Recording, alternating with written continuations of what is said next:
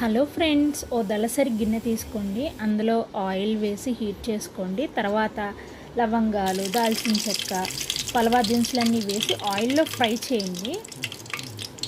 తర్వాత ఉల్లిపాయలు వేసి రెడ్ కలర్ అంటే పింకిష్ షేడ్ వచ్చేదాకా ఫ్రై చేయండి. ముందుగా అల్లం వెల్లి పేస్ట్ తయారు చేసుకుని పెట్టుకుని అందులో వేసేసేయండి. ఇందులో లవంగాలు నేను ఎన్ని తీసుకున్నానంటే ఒక కప్పుకి 3 లవంగాలు చొప్పున తీసుకున్నాను. మిగిలినవి సరిపడా వేసాను. ఇలా రెండు కలిపి పచ్చివాసన పోయే వరకు ఫ్రై చేసుకోండి.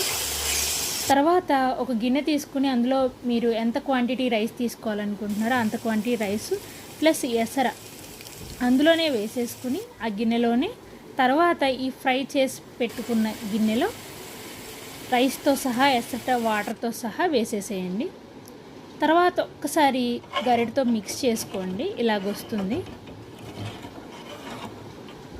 తర్వాత ఏం చేస్తారంటే మీరు పచ్చిమిరపకాయలు ఎంత కారం అయితే రైస్లో తినాలనుకుంటున్నారో అలా నేనైతే 3 తీసుకున్నాను. ఇరిపి అందులో వేసేసేయండి. తర్వాత బంగాళదుంపలు కట్ చేసి పెట్టుకోండి, అవి ఇందులో వేసేసేయండి.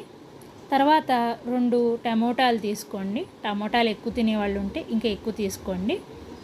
కట్ చేసి అందులో వేసేసేయండి. వేసిన తర్వాత మొత్తం కలపండి. ఈ ప్రాసెస్ అంతా నేను స్టవ్ సిమ్లో పెట్టి చేశాను. తర్వాత తగినంత ఉప్పు వేసుకోండి, రుచికి సరిపడా. తర్వాత పుదీనా ఆకులను కడిగి అందులో వేసుకోండి. పుదీనా ఆకులు ఎక్కువ వేయకండి, వేస్తే చేదు వస్తుంది అన్నమాట. రైస్ లైట్గా కొన్ని ఆకులు మాటికే వేసుకోవాలి, ఎక్కువ వేసుకోకూడదు. తర్వాత మొత్తం అంతా ఒకసారి మిక్స్ చేసుకోండి. ఇప్పుడు ఏం చేస్తారంటే మొత్తం అంతా మిక్స్ చేసేసిన తర్వాత మూత పెట్టేసుకోండి. ఇప్పుడు సిమ్లో ఉన్న స్టవ్ని హైలో పెట్టుకోండి ఒక 5 మినిట్స్ వరకు. ఇలా మూత పెట్టుకున్న తర్వాత కాసేపు ఆగాక 5 మినిట్స్ అయ్యాక ఒకసారి మూత తీసి చూసుకోండి అసలు రైస్ ఎంతవరకు ఉడికింది ఏంటి అని.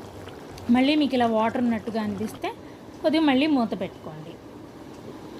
తర్వాత ఏం చేస్తారంటే ఒకసారి తర్వాత మళ్ళీ కాసేపు అయ్యాక తీసి ఇలా రాగానే స్టవ్ సిమ్లో పెట్టేసుకుని ఆచి బిర్యానీ మసాలా వేసుకోండి.